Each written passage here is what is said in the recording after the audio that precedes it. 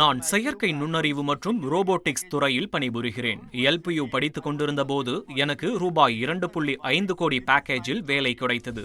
2.5 கோடி ரூபாய் வருமானம் ஈட்டும் எல்பியுவின் இறுதியாண்டு மாணவர். நான் தான் ஸ்ரீ சரவண விஷ்ணு, எல்பியுவின் இறுதியாண்டு மாணவர். பிடெக் ரோபோட்டிக்ஸ் மற்றும் ஆட்டோமேஷன் துறையில் இறுதியாண்டு படிக்கிறேன். துவக்கத்தில் 12 ஆண்டுகளுக்கு முன்பு வரை எனக்கு ஆங்கிலத்தில் பேசக்கூட தெரியாது.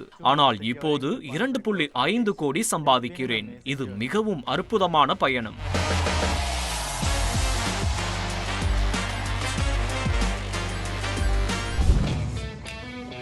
நான் எல்பியுவில் சேர்ந்தபோது எனக்கு இங்கு இருக்கும் வாய்ப்புகள் பற்றி எந்த ஒரு விவரமும் தெரியாது.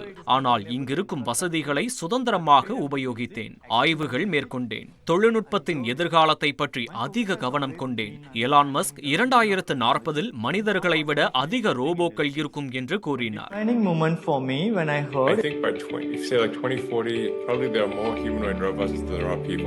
முதலில் அவர் என்ன சொன்னார் என்பதை முழுமையாக நான் புரிந்து கொள்ளவில்லை. ஆனால் அதன் பிறகு அவர் கூறிய கருத்தின் ஆழத்தை புரிந்து கொண்டேன். நான் சரியான பாதையில் இருக்கிறேன் என்பதை உணர்ந்து கொண்டேன்.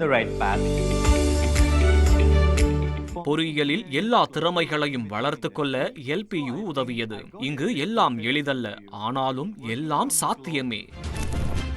Facing failures was hard yet exciting. It's not easy here, but everything is possible here. You just have to think. எல்பியுவில் உள்ள ஆசிரியர்கள் மற்றும் வாய்ப்புகளின் உதவியால் என்னால் ஜப்பான், சிங்கப்பூர், அமெரிக்கா என உலகளவில் பயிற்சி பெற முடிந்தது. எல்பியு வெறும் கல்விக்காக மட்டுமல்ல, மாற்றத்திற்கானது. வெவ்வேறு கலாச்சாரங்களை அறிந்து கொள்ளும் வாய்ப்பு இங்கு கிடைத்தது.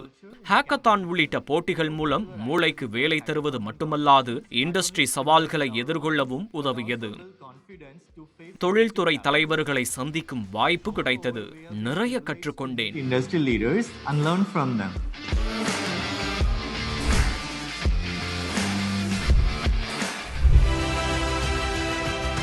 உங்கள் பயணம் இங்கிருந்துதான் துவங்குகிறது.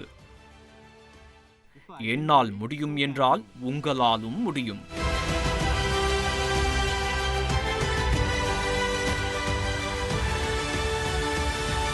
கல்வி புரட்சி லவ்லி ப்ரொஃபஷனல் யூனிவர்சிட்டியில் துவங்குகிறது.